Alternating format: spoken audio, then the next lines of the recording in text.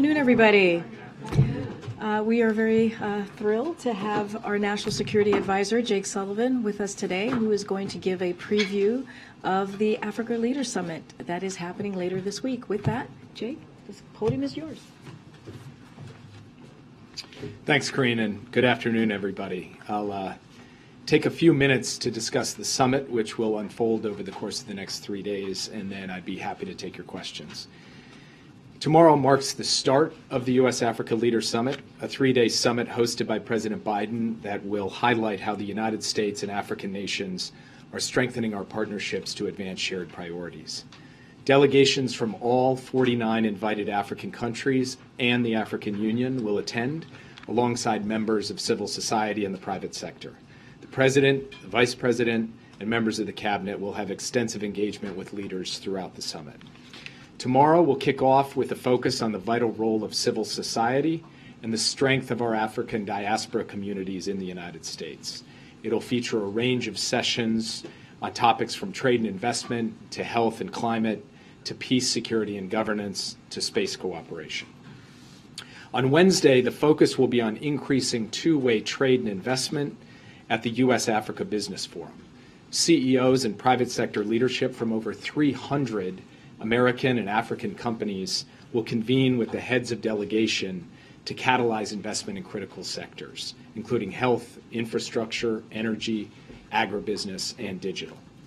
The President will close the business forum on Wednesday with public remarks. Later in the day, he will host a small group of leaders at the White House for a discussion on upcoming presidential elections in 2023 in Africa and U.S. support for free, fair, and credible polls across the continent.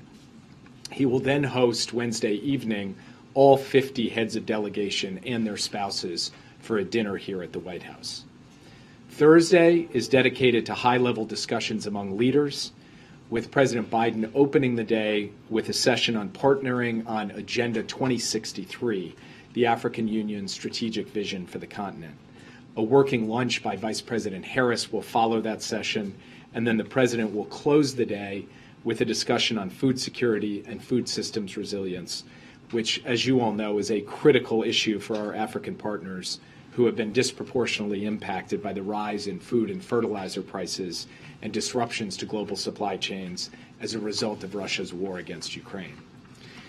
Throughout the next 3 days, and then beyond the next 3 days, we look forward to leveraging the best of America, a truly unrivaled set of tools across our government, our private sector, and civil society to partner with and support African institutions, African citizens, and African nations to advance our shared goals. The summit, just to take a step back, is rooted in the recognition that Africa is a key geopolitical player. The continent will shape the future not just of the African people, but also the world. President Biden believes that U.S. collaboration with African leaders, as well as with civil society and business leaders and the diaspora, women, youth, is essential to unlocking the potential of this decisive decade. As you know, the President intends to announce U.S. support for the African Union to join the G20 as a permanent member. It's past time for Africa to have permanent seats at the table in international organizations and initiatives, and the President also plans to underscore his commitment to UN Security Council reform, including support for a permanent member from the African continent. Working closely with Congress, the U.S. will commit $55 billion to Africa over the course of the next 3 years, across a wide range of sectors to tackle the core challenges of our time. These commitments build on the United States' long-standing leadership and partnership in development, economic growth, health, and security in Africa over the past 3 decades. You'll be hearing a number of announcements over the coming days, specific deliverables in a number of different areas, new projects and initiatives, new funding streams, but our commitment to Africa extends well beyond all of that too. It's reflected in our decades of meaningful engagement, people-to-people ties, and high-quality investments in our shared future. And really, the spirit of this summit is not what we will do for African nations and peoples, but what we will do with African nations and peoples. And I will say one other thing, in the intensive consultations we've had with African leaders and African civil society and other voices in the run-up to this summit, a key question has been follow-through. Okay, you're going to have the summit. What's going to happen once the summit concludes?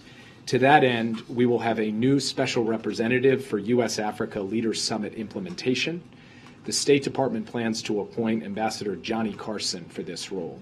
Ambassador Carson is very well known to people across the continent of Africa. He brings a wealth of experience to the position, having dedicated his 37-year career to diplomacy in Africa, and we are looking forward to working with him to ensure that the announcements that get made over the next 3 days are translated into durable actions that last well beyond the summit. A last point, and thank you for your patience. As we approach the new year, I just want to take a moment to reflect on the depth and breadth of President Biden's foreign engagements over 2022.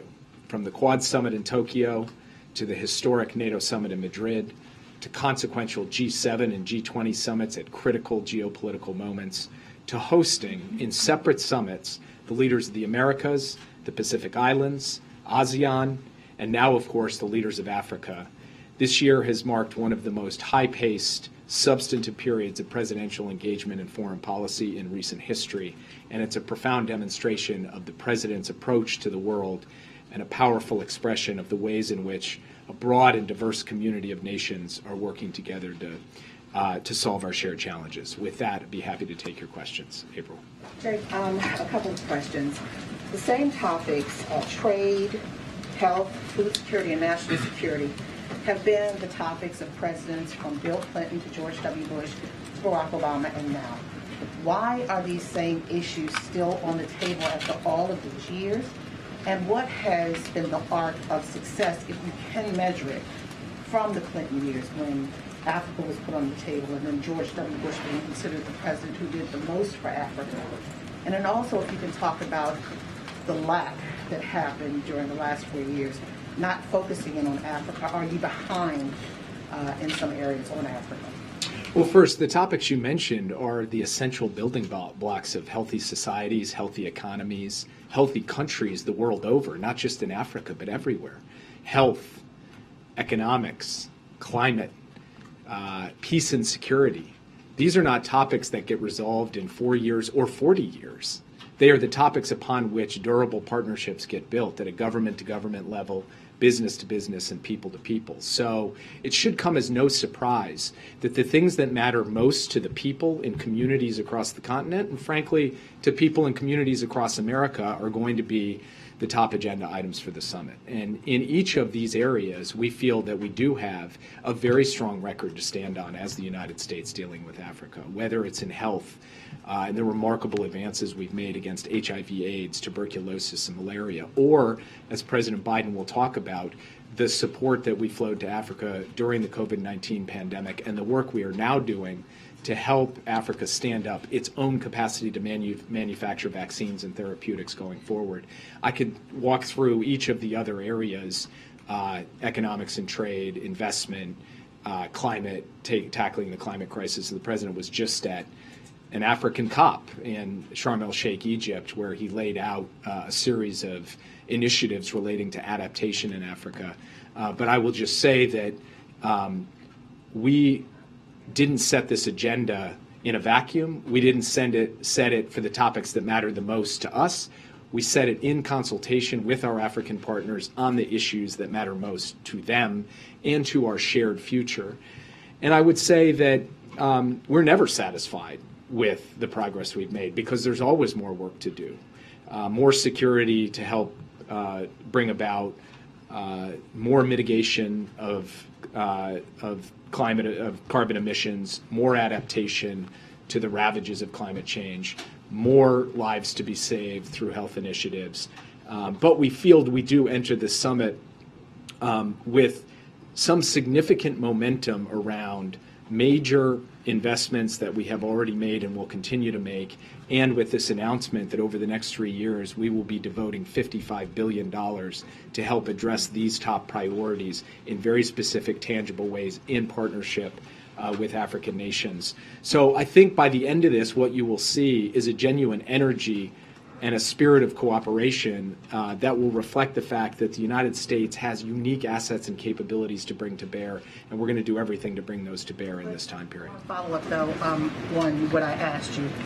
Did the United States lose ground with the continent, particularly sub-Saharan Africa, in the past 4 years when Africa was not a focus? Look, anytime an administration chooses not to put as much energy or emphasis into a place, it obviously has some ramifications. But I have to say that since President Biden has come into office, whether it's through the Partnership for Global Infrastructure and Investment, or it's through the work we've done on COVID-19, or it's through the significant announcements that we've made at both of the last two conferences of parties on climate change, we believe that we are not coming into this summit from a standing start. We're coming into this summit with a head of steam around a set of issues that this summit, I think, is going to kick into a higher gear. And that is going to put us in a position not just for us to succeed over the course of next year or the following year, but really over the course of this decisive decade. And I think you will see a certain buoyancy, a certain momentum, a certain enthusiasm emanating from the course of this summit, because this isn't all just emerging out of thin air. It's emerging out of a very hard, very much hard work over the course of the past 2 years. Yeah. Jake, a couple questions about your deputy's engagements in Asia right now. First of all, just with the China meetings that are taking place with the Vice Foreign Minister, was there any discussion about any support that the U.S. can provide to China as they unravel the zero COVID policy around vaccines, around support for their medical system generally? So the topic of COVID-19 and the ways in which all countries, including China, are dealing with this pandemic was on the agenda at these meetings, but I am going to refrain from getting into details of what those discussions entailed because I want to give an opportunity for us to be able to have those conversations in sensitive diplomatic channels, and we'll see what, if anything, comes out of them. Okay, and then one more on that trip. I understand that Laura Rosenberg is also meeting with the Japanese delegation. Was there any discussion about an agreement between the U.S., Japan, and the Netherlands about restricting this chip-making equipment from going to China? I'm going to be your favorite person ever at the podium because I'm going to give a very similar answer, which is that, of course, we have consultations with all of our allies and partners, especially those with a deep interest in the issue of semiconductor technologies, about the logic behind our own tailored restrictions and about what the landscape looks like. We've had those conversations with both Japan and the Netherlands and with other countries as well, and I'm not going to get ahead of any announcements. I will just say that we are very pleased with the candor, the substance, and the intensity of the discussions that are taking place across a broad range of countries who share our concerns and would like to see broad alignment as we go forward. And do you have an agreement in principle with those countries? Again, I'm not going to get ahead of anything. I'm just going to say that it is, of course, the case that a hallmark of the Biden administration has been alignment with allies and partners on every key foreign policy issue we confront. This is a priority for us. Alignment is a priority for us. We're working towards that, and I'll leave any announcements to when they're ripe to be made publicly from this podium or elsewhere. Yeah. Thanks, Jake. There's a meeting today about the next steps in trying to bring Paul Whelan home. Are you part of that meeting? What can you tell us about that meeting? And the State Department said today that the U.S. is going to be creative in finding ways to get Paul Whelan released. What does that mean? So members of my team and the State Department met with Elizabeth Whelan this morning virtually over Zoom. I wasn't a part of it today, although I did participate in the conversation the President had with Elizabeth a few days ago, where they, too, were brainstorming and talking through ideas about how to go forward. You'll understand that I can't get into the specifics of the kinds of things that we are contemplating to try to ensure that we get Paul home as soon as we can. I will just say that the conversations with Paul Whelan's family have been substantive. They have had a number of very good questions and also a number of suggestions that they've put forward, and we have been working to figure out what it is going to take to ultimately secure his freedom and how we can go about getting that and being able to sit down with the Russians and work out a deal. The specifics of that are something that really have to be kept in the sensitive channels, the sensitive conversations we have with the Whelan family, and then the sensitive channels that we have with the Russian government. But we are bound and determined to ensure that we work through a successful method of securing Paul Whelan's release at the earliest possible opportunity. If the U.S. doesn't have a prisoner in custody that Russia would be willing to make a trade for, what else could you do? Is there a policy that the U.S. would be willing to change in order to get Russia to accept some kind of a deal? I can't really answer a question as general as that. I mean, if the implication is, are we going to take a different approach to Ukraine or something like that, the answer is no, we're not going to take a different approach to Ukraine. We believe that there are plays that we can continue to try to run, things that we have had in motion that we are still working on, that could potentially lead to a positive result here.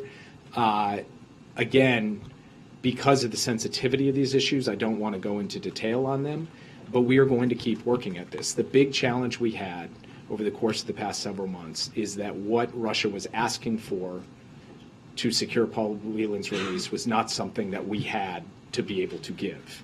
That is a problem we are trying to solve. We have various ways that we are working through solutions, and we will be endeavoring on a daily basis from the president on down to finally develop a formula that works.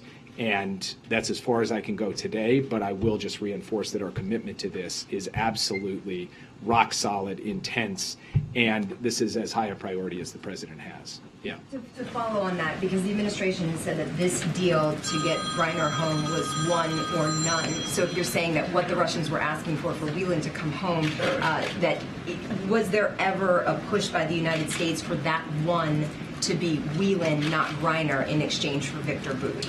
As the president said when he announced Brittany Griner's release, for totally illegitimate reasons, the Russians treat Paul Whelan's case differently, and so their demands related to Paul Whelan are different from their demands from other Americans, to include, for example, Trevor Reed, who we were able to secure his release earlier this year, even as Brittany Griner remained in custody in Russia. And similarly, they treat his case differently from Brittany Griner's case. That creates a different challenge for us in terms of what it will take to get Paul Whelan home.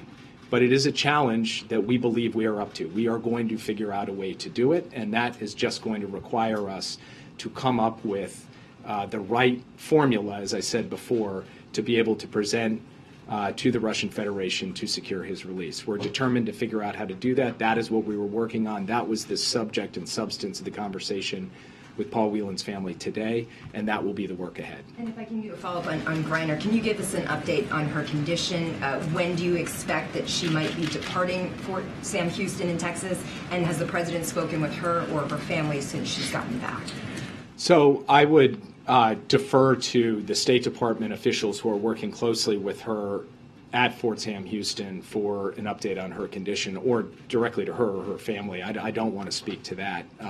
The reports we have indicate that she is in good spirits and that she is in good condition, but again, I cannot speak authoritatively to it, nor can I speak authoritatively to when she will depart, because ultimately it's up to her how she wants to go through this transition from having been in confinement and in a harrowing circumstance over the course of the past several months back into her life here in the United States. So that would be up to her. The president has not had a chance to speak with Brittany again since he spoke with her shortly after her release. But he's, of course, following her case very closely and continuing to pray for her, for Sherelle, and for the entire Griner family that she have this opportunity and this space to heal as she comes back from this awful situation that she found herself in Russia. Yeah. Thanks, Jake. I'm wondering if you could talk a little bit more about the possible deliverables out of the summit. One thing that's been floated is presidential travel to the continent and whether that's a possibility. I know that you mentioned specifically food shortages and the problems that have sort of emanated out of the war in Ukraine. If there's anything specific you can preview on that. And then if not, I know some of it is building up suspense for the actual announcement, but to kind of echo April's question, I think that there is concern that's been voiced by African delegates and leaders that the U.S. kind of swoops in once every 4 or 8 years, does one of these summits, and then exits the stage. And so if you could talk a little bit about how you're trying to reverse those perceptions, and specifically the perception that there's kind of a great power battle between us and China, and one that we're less committed to than maybe the Chinese. So I've given kind of the very headline number, which is $55 billion over the next 3 years. Over the course of the next 3 days, the president himself, the vice president, and various cabinet members will lay out deliverables, and we will shower you with details about those deliverables that involve, real mobilization of resources towards concrete objectives. So I'm not going to get ahead of that today. On travel to the continent, I will say the president, the vice president, members of the cabinet, there will be an announcement about a broad-based commitment to travel to the continent in 2023, but the precise specifics of that I will also leave.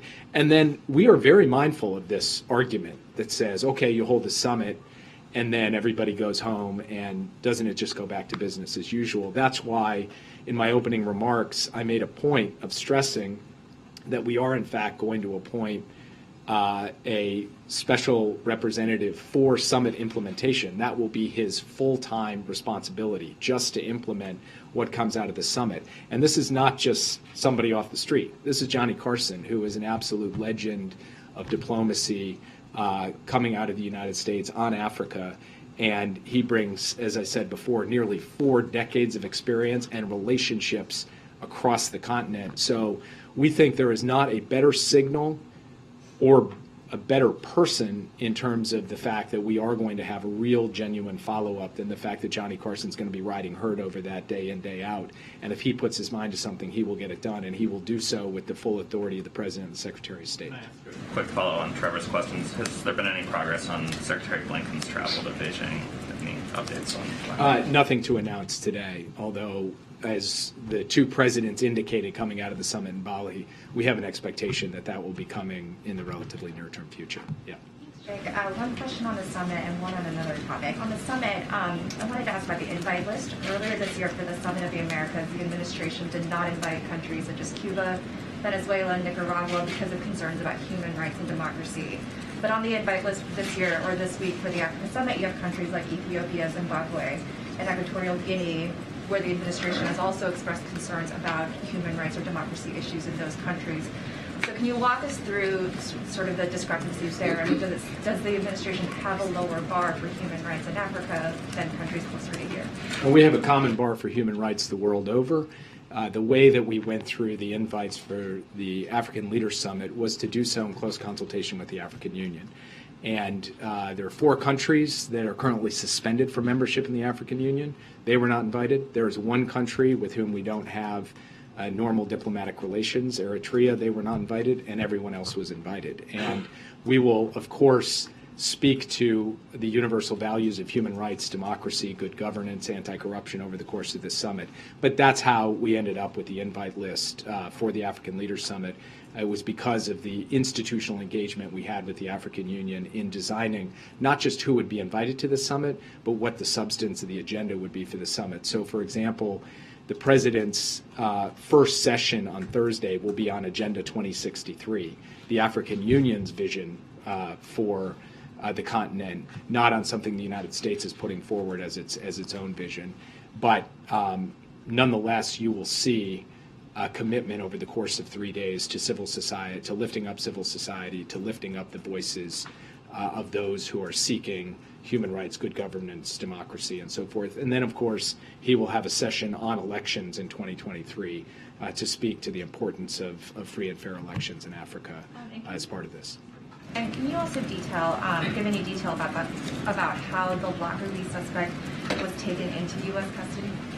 Well, first, I would just say it is a very good thing. Today is a good day because Massoud will be facing justice for his alleged role in the 1988 Lockerbie bombing. I will say that this was done in a lawful manner according to established procedures, and for more specifics on how it happened, I would refer you to the Justice Department because they're best positioned to be able to speak to that. Yeah. Jake, near-term question and longer-term question related to the administration's ability to secure Brittany Griner's return home. Near-term, have there been any discussions related to Paul Whelan with the Russians through the channels you guys have been operating through in the last 5 days? And if not, is there a timeline for that? And then more broadly, there's a very clear mismatch between what Brittany Griner was alleged to have done and what Victor Bout did do or was proven to do. Is the administration trying to address that through other channels, ramp up pressure to Russia, against Russia because of that mismatch, or are these separate tracks entirely?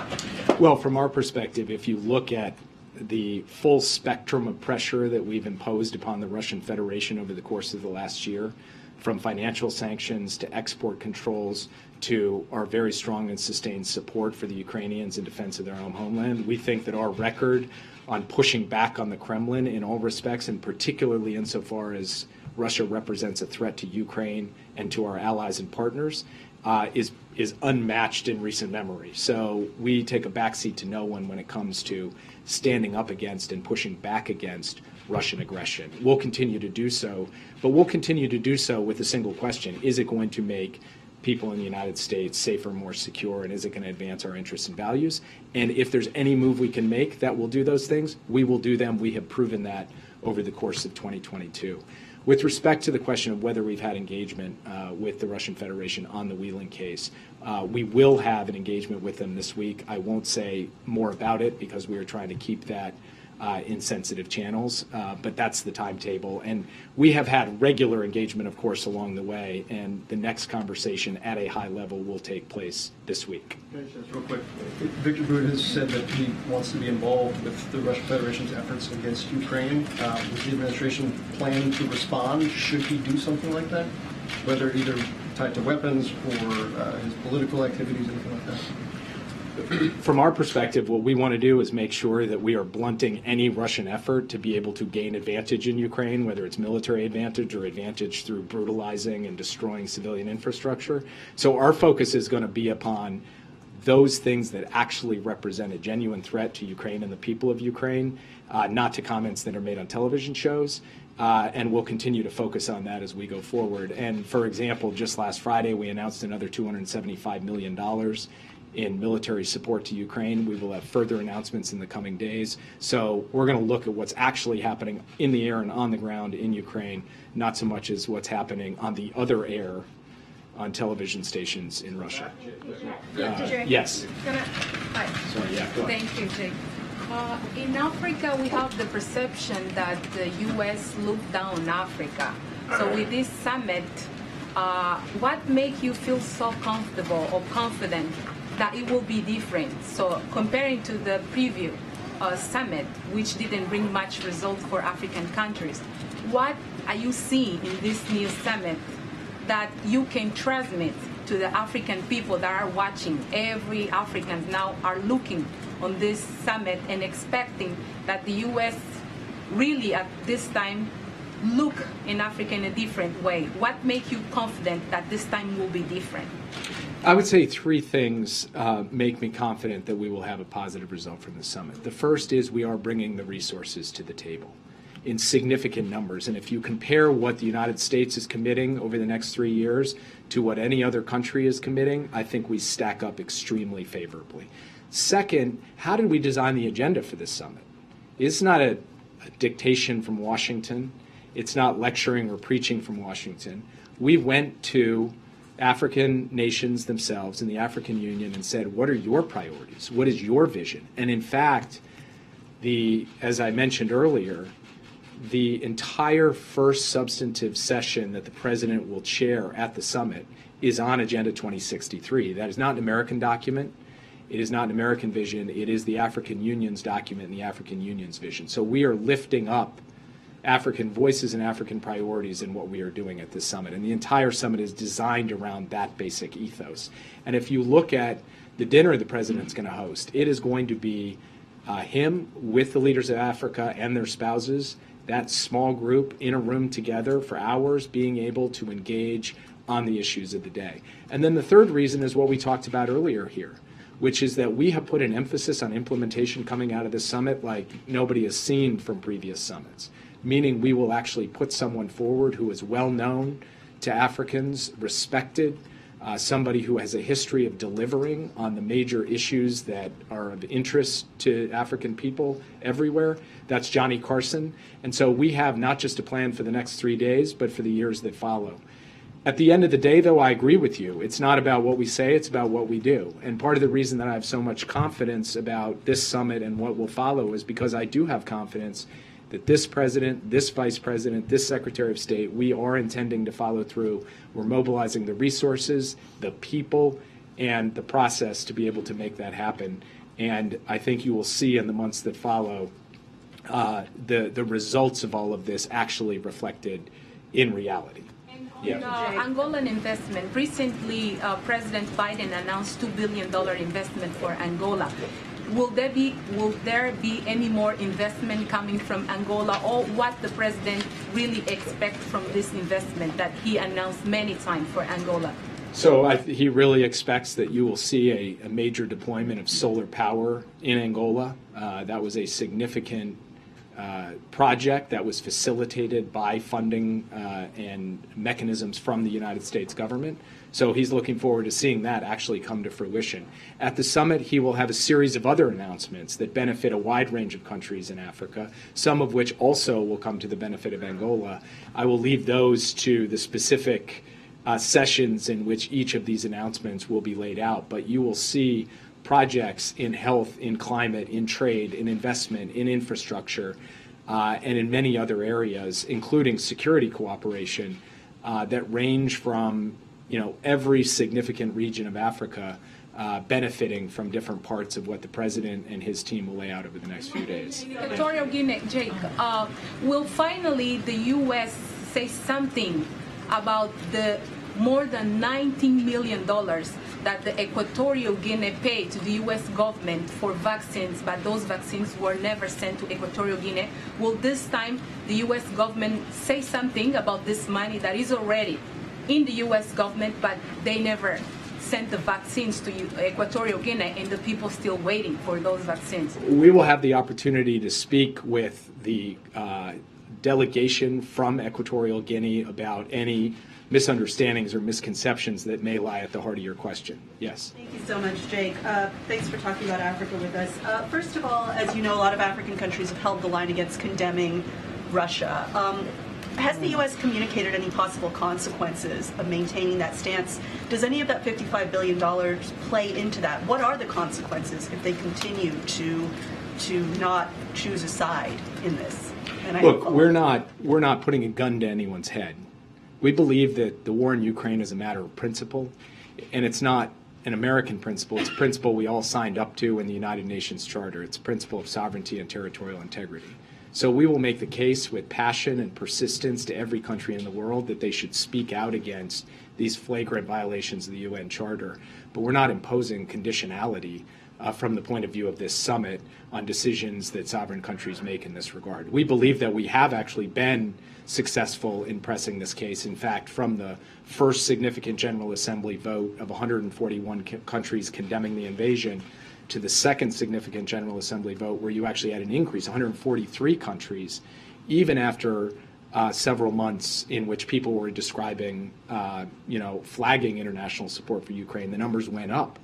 And we think that that is because countries recognize there are deeper principles at stake. That's how we're approaching this. We're not approaching this from the point of view of coercing other countries. That's not how the United States is going to operate with respect to countries in Africa. It's not how we have operated. Yes. Elections, Jake, you mentioned the 2023 elections in Africa. Can you just highlight the ones that you're concerned about and how the U.S. is going to work with these countries? I'm thinking of Congo, Sudan, and South Sudan that are having big ones next year. So, what are you going to do to make space for them to have these elections? I want to be clear that having a meeting about elections in 2023 is not about us raising the alarm bell or claiming, we've got concerns and then solutions. It's rather to say, there are important elections coming up.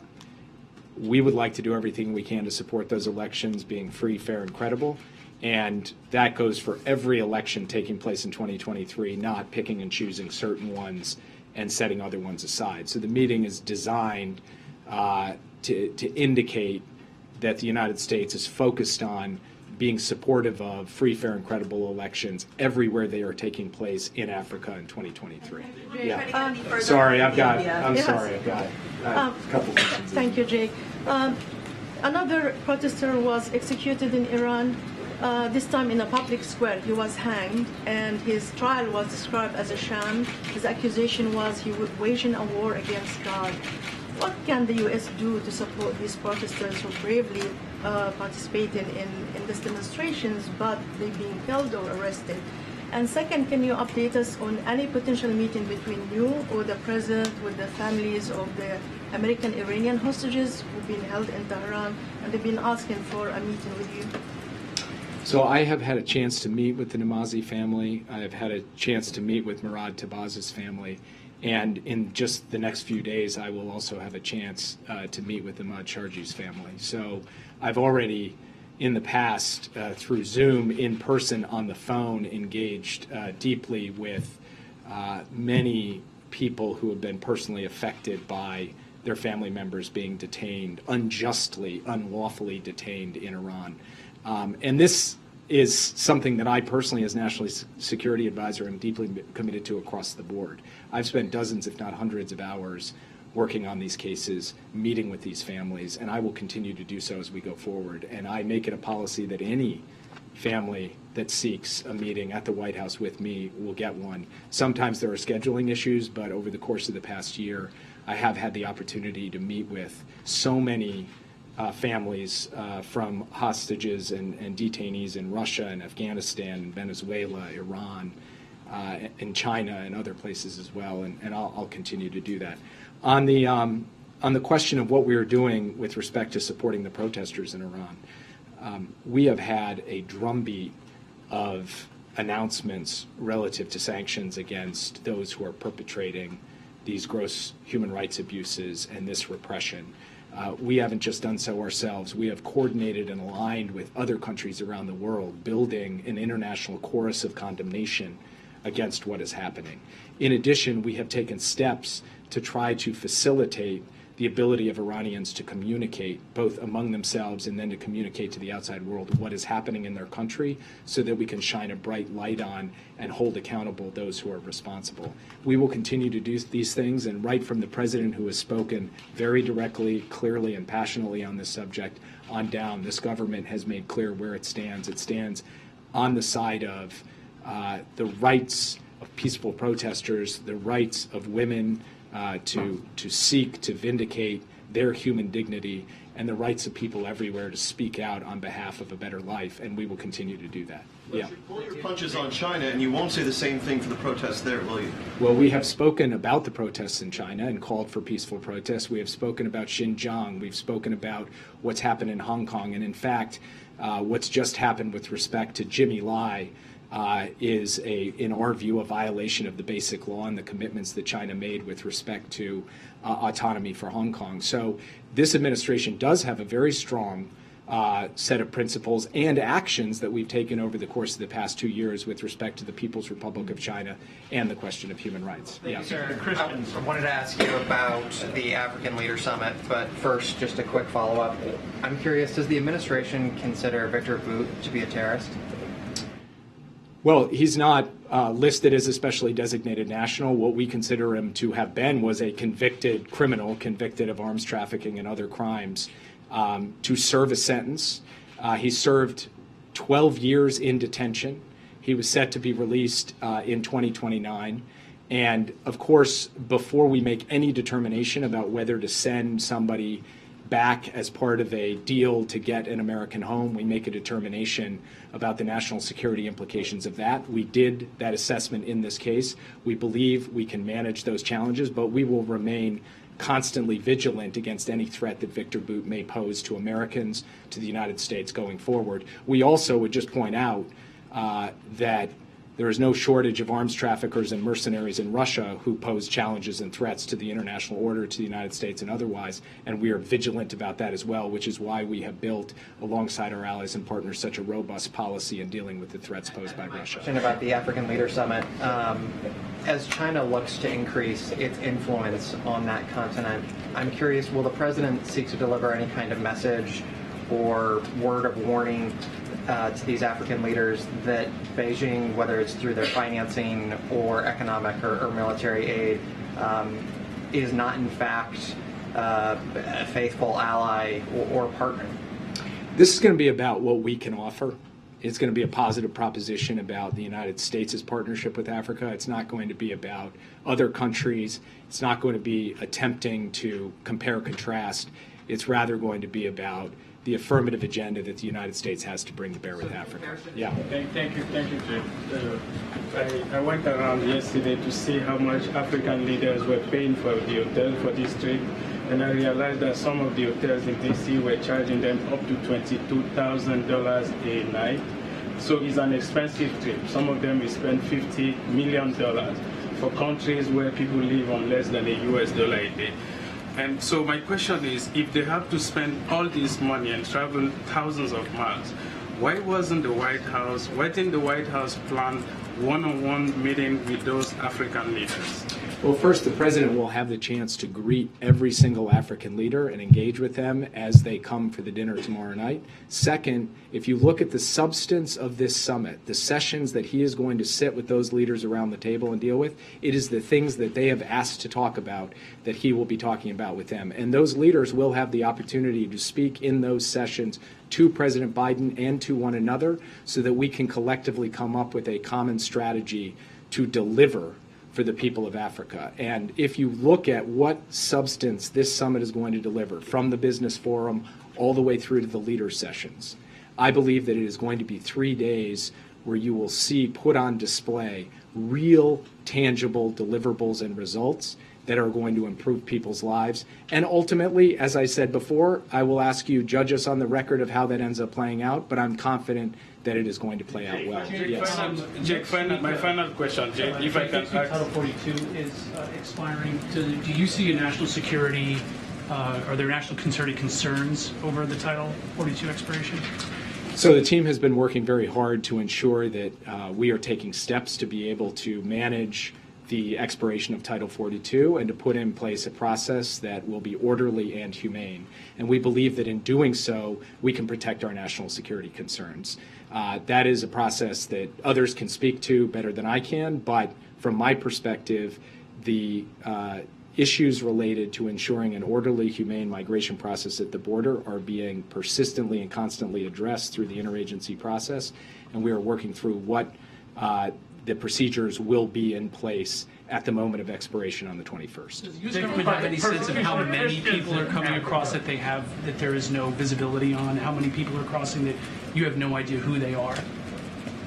I'm sorry, I'm not sure I understand the question. How many people crossing the border that the U.S. government has no idea? Like estimates of how many people crossing aren't giving their name, aren't giving IDs, aren't able to verify who they are. So we do have estimates of how many encounters there are at the border on a daily basis. We have processes and procedures in place to identify those individuals, to process them in an orderly fashion, and then to do what is appropriate based on that processing. And we have believed that that system is a system that does an effective job of being able to determine who is coming across the border and what the right way to deal with their case is. Yes. Thank you, Jake. On the IRA issue, the last time at the CSIS conference, you mentioned that you will have some kind of solution for the IRA, but you haven't carried. Regarding the issue of subsidy exclusion for South Korean electric vehicles under the IRA, what kind of talks are going on with South Korea now, and what solution does the United States have for mutual benefit as an economic alliance with South Korea? So we have had extensive consultations with the Republic of Korea on the Inflation Reduction Act, and in particular the relevant provisions related to electric vehicles. Those have been constructive conversations. They've happened at multiple levels, including a discussion between our two presidents. And we feel confident that we can get to a place of understanding and where both of our countries' economic interests will be taken into account. And we will see that unfold in the coming days and weeks. This is a big, complex piece of legislation. Not everything gets resolved in a day, a week, or a month, but we believe that we will ultimately have a long-term approach that vindicates the economic interests and needs of American workers and businesses and of our ally in the Republic of Korea. I'll leave it at that. Thanks, guys. Thank you, Jay. All right, I know we're kind of running out of time, so I'll do two things at the top and take a few more questions for folks. Many of you have been asking about plans for tomorrow's bill signing. Tomorrow, President Biden will sign the Bipartisan Respect for Marriage Act into law at a celebration on the South Lawn with thousands in attendance. In May 2012, then Vice President Biden made history when he said, and I quote, "This is all about a simple proposition. Who do you love? Who do you love, and who you'll be loyal to to the person you love? Will you be loyal to the person you love?" End quote.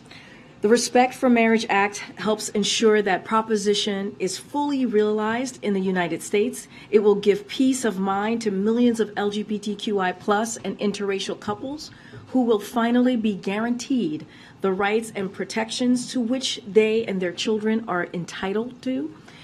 The legislation also enjoys support from a majority of Americans across party lines and faiths.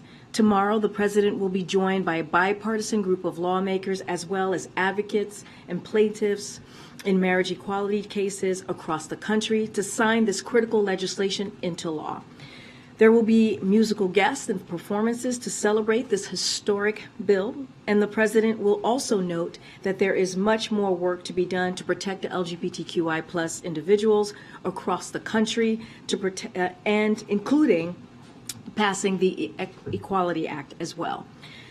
And before we go into questions, I have one more thing that I want to address from here is about what the president, you've heard what the president has been focusing on, which is rallying the world diplomatically. You heard that from National Security Advisor Jake Sullivan, and continue to reestablish American leadership abroad, protecting people's constitutional rights by codifying marriage equality, as I just discussed. But what is in the incoming House Republican majority doing? One of their leaders, Marjorie Taylor Greene, is saying, quote, "If Steve Bannon and I organized January 6th, we would have won. Not to mention, it would have been armed." This is what is coming from a member of Congress. And what's more, she said to a group that lashed out against condemning Holocaust denial, they were giving her an award. You have all heard the president warn about awful conspiracy theories and violent rhetoric that used to be undermined, which undermine the rule of law in our democracy. It is just antithetical to our values as a country for a member of Congress to wish that the carnage of January 6th had been even worse, and to brag that they would have succeeded in an armed insurrection against the United States government. Violent rhetoric like this is also a slap in the face of the Capitol Police, the D.C. Metropolitan Police, the National Guard, and the families who lost loved ones as a result of the attack on the Capitol. And this is someone who is expected to have their committee positions restored. So we should let that sink in. Again, this is coming from a member of Congress. All leaders have a responsibility to condemn these dangerous, vile remarks and stand for our Constitution and also for the rule of law. With that, Sungmin. Who are the musical guests tomorrow? You're not going to tell us? I'm not going to share. Don't want to take away from the excitement, but it's going to be a celebrated event as the president signs this historic piece of legislation into law. And as I stated, there'll be thousands of people there. And of course, we'll have musical guests, and it'll be a bipartisan also, bipartisan event, and attended by lawmakers who helped to make this happen. And this is a reminder, if I may add, how when we do reach across the aisle, there are things that we can get done, historic pieces of legislation that we can get done, and we have seen that under this president. And so I think that's important to note as well. Yeah, sure. I just wanted to get the White House's perspective on the current government funding talks. Schumer talked about doing a one-week CR. Democrats were going to release their own legislation but held off. Does the White House see these as encouraging signs for being able to get a broad omnibus by the end of the month? So look, we continue to encourage Congress to get a bipartisan deal done. We believe on the government funding, we believe there is still enough time to get that done. This is something that clearly Congress was able to do this time last year in a bipartisan way. But if they need extra days to get there, so be it. We got to remember, this is not a partisan issue. The issues that we are talking about, we talk about national security. We just had Jake Sullivan here, as I just noted a second ago. We talk about public education. We're talking about health care. These are, and veteran health services, to be even more specific. These are priorities for the American people. These are bipartisan issues that are critical to American individuals just across the country. So again, we encourage Congress to reach a bipartisan deal. I had another Africa Summit question. Reuters has reported in recent days that the Nigerian army has been running a secret, systematic, and illegal abortion program in the country since 2013. Do you expect that to be a topic of discussion with the Nigerian delegation to the summit? Again, Jake laid out how each individual African leader will have an opportunity to talk and discuss and have conversations with the president, who he very much looks forward to doing that. I'm not going to get ahead on what may come up, may not come up. We've laid out pretty extensively, at least the top lines, as you've just heard from Jake, what we believe our goals are. We talked about the $55 billion that in new funding that we'll be providing to the continent in the next three years, which we believe is incredibly important. We talked about Johnny Carson, who is going to be the leader in making sure that what comes out, the deliverables that come out of this summit, is actually delivered, if you will. And so, look, we are committed to this. Not going to get ahead of that particular conversation, but certainly that's something that we're monitoring. Jacob mentioned a little bit about the discussion on trying to free Paul Whelan. Is this administration drawing a line in trading any type of sanctions relief to secure Paul Whelan's release when it comes to Ukraine? Yeah, look, when it comes to Ukraine, and Jake said this, when it comes to Ukraine, we are we've been, pretty emphatic about this, pretty steadfast, that we are going to, as a matter of the right thing to do, as a matter of protecting a country's democracy and lifting up and making sure that the people of Ukraine have what they need to fight for their freedom, fight for their sovereignty. This is something that we've been doing clearly with our allies and partners. That won't change, and Jake kind of laid that out, I think, pretty clearly. As it relates to what we're discussing, what is being negotiated, when as it relates to Paul Whelan and getting him home, I'm not going to get into negotiations from here. I'm not going to get into specifics, as Jake laid out as well. Look, we are committed to getting Americans who were being wrongfully detained and held hostage abroad home. That is a promise that this president has made. We have seen that across the almost 2 years of his presidency, with Brittany Griner, with Trevor Reed just in April. And so we're going to continue that and have those conversations, but in private, certainly not going to lay them out from here. To ask about the attack on the substation in North Carolina and whether the White House believes that the federal government should regulate substation security. I'm sorry, I'm having a hard time hearing you. Sure, let me take my mask off. I said I wanted to ask about the substation attack in North Carolina and whether the White House believes that the federal government should regulate security at substations instead of leaving it up to states and the individual utility companies. So look, I'm not going to, I know the Department of Energy is looking into this, the Department of Justice is looking into this. There is they're reviewing this process. I'm not going to get ahead of that. I would certainly refer you to those two agencies, but just not going to get ahead as they're reviewing that process. Okay. What's the president's thinking right now about the National Defense Authorization Act and the vaccine requirement? And clearly his position on vaccines is well known, and there's a long history of signing and passing the NDAA. Where's he at with that? So look, we've been very clear about what we saw happen with the vaccine mandate basically being removed or from the NDAA. We thought it was a mistake. We think that Republicans in Congress have decided that they'd rather fight against the health and well-being of our troops than protecting them. And again, it was a mistake. As it relates to the NDAA, we're not going to get ahead. The Senate is going to take this up, so we're not going to get ahead of the Senate process.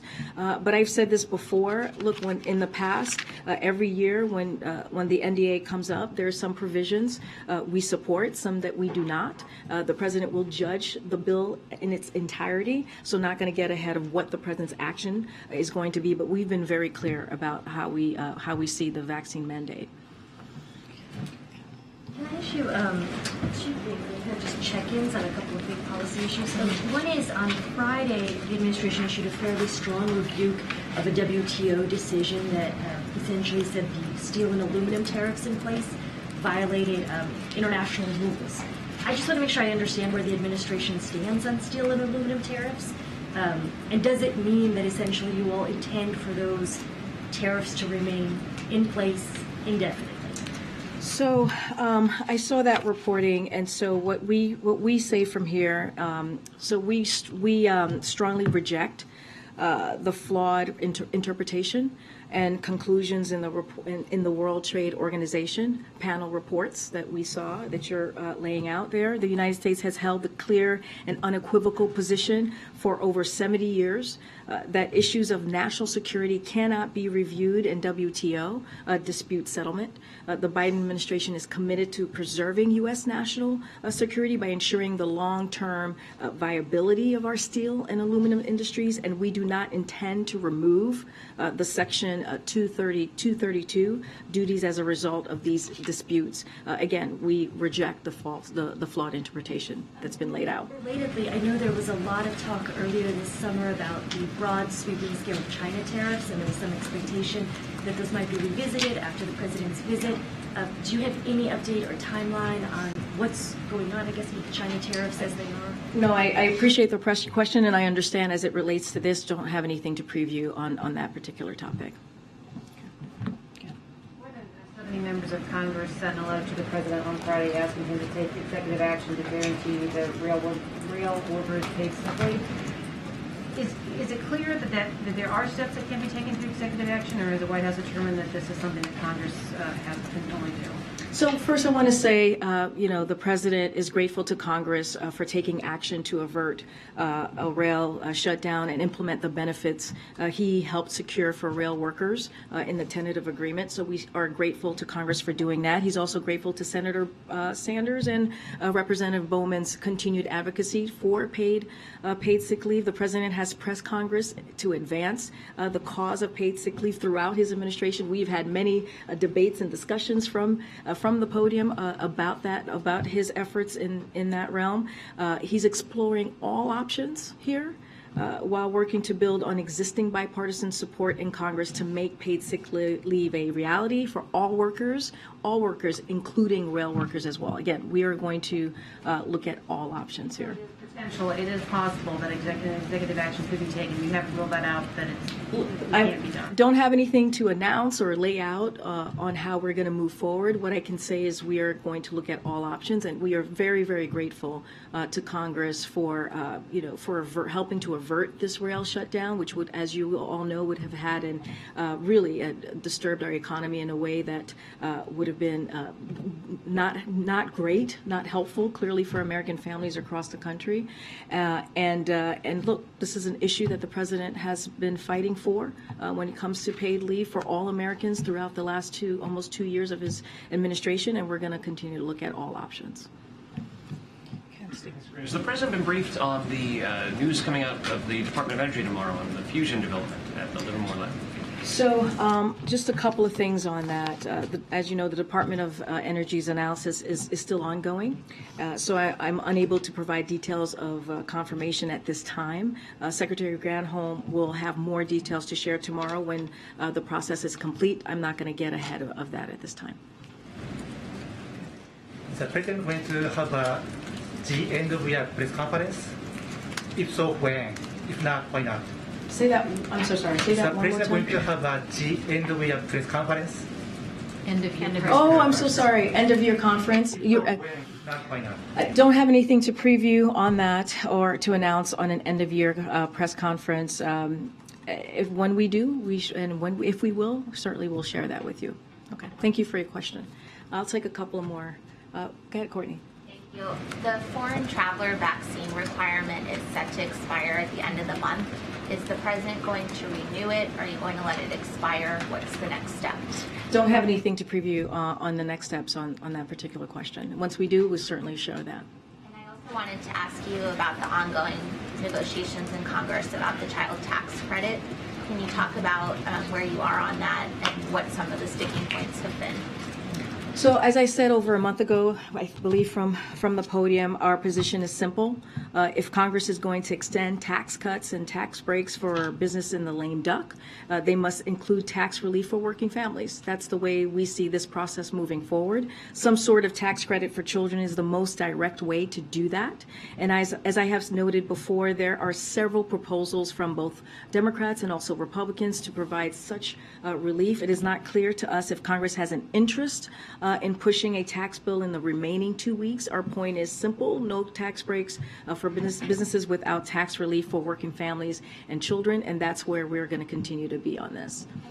Follow up with one more. Do you feel that, I know that some of the conversation has been around limits for the child tax credit on who qualifies based on income.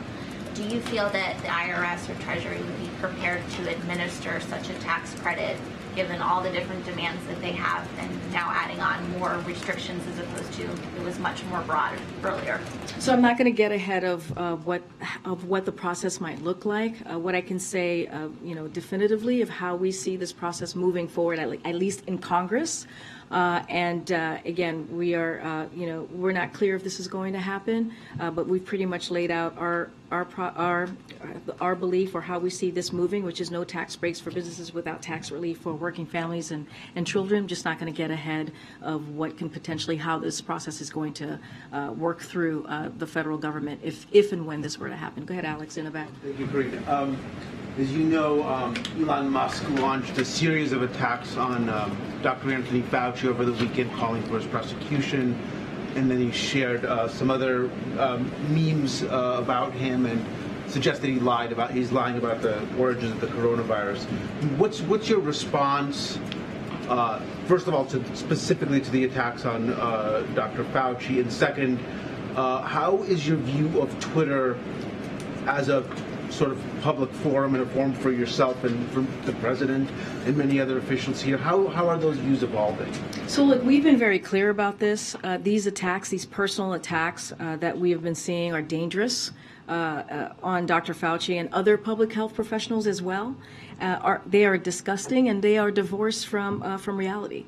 And we will continue to call that out and be very clear about that. Again, these are incredibly dangerous, these personal attacks that we are seeing.